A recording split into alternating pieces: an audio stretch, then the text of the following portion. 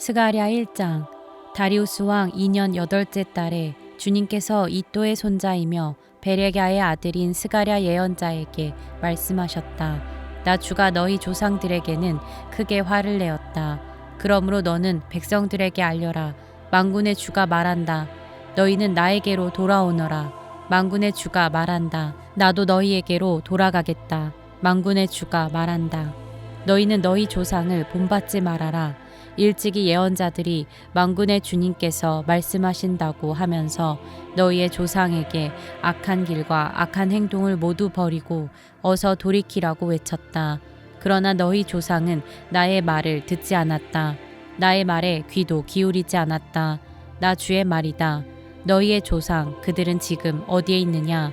그때의 예언자들 그들이 아직 살아있느냐? 내가 나의 종 예언자들을 시켜서 너희 조상에게 명한 나의 말과 규례를 그들이 듣지 않더니 마침내 형벌을 받지 않았느냐? 그제서야 그들이 돌아와서 고백하기를 만군의 주님께서는 우리가 살아온 것과 우리가 행동한 것을 보시고서 결심하신 대로 우리가 마땅히 받아야 할 벌을 내리셨다고 하였다. 다리우스 왕 2년 11째 달에 곧 스밧월 29날에 주님께서 이또의 손자이며 베레랴의 아들 스가랴 예언자에게 말씀하셨다. 지난밤에 내가 환상을 보니 붉은 말을 탄 사람 하나가 골짜기에 있는 화석류 나무 사이에 서 있고 그 사람 뒤에는 붉은 말들과 밤색 말들과 흰 말들이 서 있었다. 그래서 내가 물었다. 천사님, 이 말들은 무엇입니까? 내게 말하는 천사가 대답하였다. 이 말들이 무엇을 하는지 내가 너에게 보여주겠다. 그때 화석류 나무 사이에 서 있는 그 사람이 말하였다. 이 말들은 주님께서 온 땅을 두루다니면서 땅을 살펴보라고 보내신 말들이다. 그리고 말에 탄 사람들이 화석류 나무 사이에 서 있는 주님의 천사에게 직접 보고하였다. 우리가 이 땅을 두루다니면서 살펴보니 온 땅이 조용하고 평안하였습니다. 주님의 천사가 주님께 아뢰었다. 만군의 주님, 언제까지 예루살렘과 유다의 성읍들을 불쌍히 여기지 않으시렵니까? 주님께서 그들에게 진노하신 지 벌써 70년이나 되었습니다. 주님께서는 내게 말하는 천사를 좋은 말로 위로하셨다. 내게 말하는 천사가 내게 일러주었다. 너는 외쳐라. 만군의 주님께서 이렇게 말씀하신다. 나는 예루살렘과 시온을 몹시 사랑한다. 그러나 안일한 생활을 즐기는 이방 나라들에게는 크게 화가 난다. 나도 내 백성에게는 함부로 화를 내지 않는데 이방 나라들은 내 백성을 내가 벌주는 것보다 더 심하게 괴롭힌다. 그러므로 나 주가 이렇게 선언한다. 나는 예루살렘을 불쌍히 여기는 심정으로 이 도성에 돌아왔다. 그 가운데 내 집을 다시 세우겠다. 예루살렘 위에 측량줄을 다시 긋겠다. 나 만군의 주의 말이다. 너는 외쳐라. 나 만군의 주가 말한다. 내 성읍마다 좋은 것들로 다시 풍성하게 될 것이다. 나 주가 다시 한번 시온을 위로하겠다. 예루살렘은 다시 내가 택한 내 도성이 될 것이다. 내가 고개를 들어서 보니 뿔 4개가 내 앞에 나타났다. 나는 내게 말하는 천사에게 물었다. 이것은 무슨 뿔들입니까? 그가 나에게 대답하였다. 이것들은 유다와 이스라엘과 예루살렘을 흩어버린 뿔이다. 그때 주님께서 나에게 대장장이 4명을 보여주셨다. 내가 여쭈었다. 이 사람들은 무슨 일을 하려고 온 사람들입니까? 주님께서 나에게 대답하셨다. 이 뿔 넷은 유다 사람을 뿔뿔이 흩어지게 하여 유다 사람이 감히 머리도 쳐들지 못하게 만든 나라들이다. 그러나 대장장이 넷은 곧 유다 땅을 뿔로 들이받아 백성을 흩어버린 이방 나라들을 떨게 하고 그 이방 나라들의 뿔을 꺾으려고 온 사람들이다. 스가랴 2장. 내가 고개를 들어보니 측량줄을 가진 사람이 하나 나타났다. 내가 그에게 물었다. 어디로 가십니까? 그가 나에게 대답하였다. 예루살렘을 재서 그 너비와 길이가 얼마나 되는지 알려고 간다. 그때 내게 말하는 천사가 앞으로 나아가자 다른 천사가 그를 맞으려고 나와서 그에게 말하였다. 너는 저 젊은이에게 달려가서 이렇게 알려라. 예루살렘 안에 사람과 짐승이 많아져서 성벽으로 두를 수 없을 만큼 커질 것이다. 바깥으로는 내가 예루살렘의 둘레를 불로 감싸 보호하는 불성벽이 되고 안으로는 내가 그 안에 살면서 나의 영광을 드러내겠다. 나 주의 말이다. 어서 너희는 북쪽 땅에서 도망쳐 나오너라. 내가 너희를 하늘 아래에서 사방으로 부는 바람처럼 흩어지게 하였지만 이제는 어서 나오너라. 나 주의 말이다. 바빌론 도성에서 살고 있는 시온 백성아, 어서 빠져나오너라. 만군의 주님께서 이렇게 말씀하신다.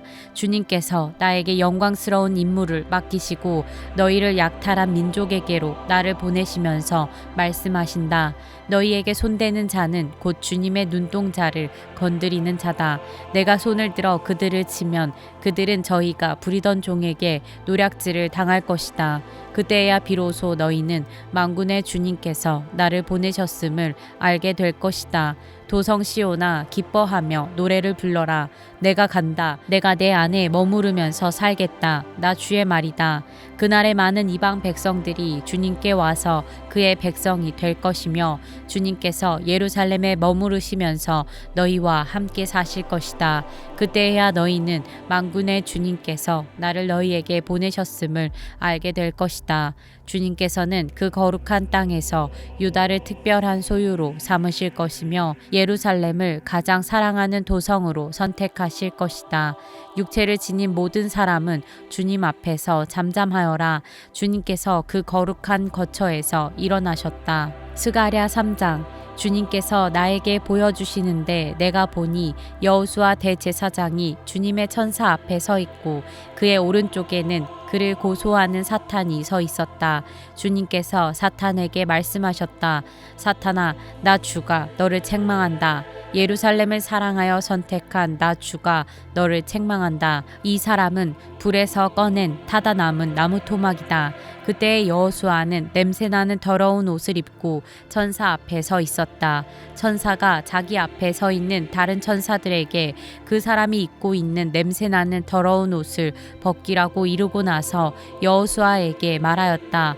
보아라, 내가 너의 죄를 없애준다. 이제 너에게 거룩한 예식에 입는 옷을 입힌다. 그때 내가 그의 머리에 깨끗한 관을 씌워달라고 말하니 천사들이 그의 머리에 깨끗한 관을 씌우며 거룩한 예식에 입는 옷을 입혔다. 그동안 주님의 천사가 줄곧 곁에 서 있었다. 주님의 천사가 여호수아에게 경고하였다. 만군의 주님께서 이렇게 말씀하신다. 내가 내 도를 준행하며 내 율례를 지키면 내가 내 집을 다스릴 것이요 내 뜰을 지킬 것이며 여기에서 섬기는 사람들 사이를 자유로이 출입하게 할 것이다. 여호수아 대제사장은 들어라. 여기 여호수아 앞에 앉아있는 여호수아의 동료들도 함께 잘 들어라. 너희는 모두 앞으로 나타날 일의 표가 되는 사람들이다. 내가 이제 새싹이라고 부르는 나의 종을 보내겠다. 나 만군의 주가 말한다. 내가 여호수아 앞에 돌 한 개를 놓는다. 그것은 7 눈을 가진 돌이다. 나는 그 돌에 내가 이 땅의 죄를 하루 만에 없애겠다는 글을 새긴다. 나 만군의 주가 말한다. 그날이 오면 너희는 서로 자기 포도나무와 무화과 나무 아래로 이웃을 초대할 것이다. 스가랴 4장. 내게 말하는 천사가 다시 와서 나를 깨우는데 나는 마치 잠에서 깨어난 사람 같았다. 그가 나에게 무엇을 보느냐고 묻기에 내가 대답하였다. 순금으로 만든 등잔대를 봅니다. 등잔대 꼭대기에는 기름을 담는 그릇이 있고 그 그릇 가장자리에는 7 대롱에 연결된 등잔 7개가 놓여 있습니다. 등잔대 곁에는 올리브 나무 2 그루가 서 있는데 하나는 등잔대 오른쪽에 있고 다른 하나는 등잔대 왼쪽에 있습니다. 나는 다시 내게 말하는 천사에게 물었다. 천사님, 이것들이 무엇입니까? 내게 말하는 천사가 나에게 그것들이 무엇을 가리키는지 모르겠냐고 묻기에 천사에게 모르겠다고 대답하였다. 그가 내게 이렇게 말해주었다. 이것은 주님께서 스룹바벨을 두고 하신 말씀이다. 힘으로도 되지 않고 권력으로도 되지 않으며 오직 나의 영으로만 될 것이다. 만군의 주님께서 말씀하신다. 큰 산아 내가 무엇이냐. 수룹바벨 앞에서는 평지일 뿐이다. 그가 머릿돌을 떠서 내올 때에 사람들은 그 돌을 보고서 아름답다 아름답다 하고 외칠 것이다.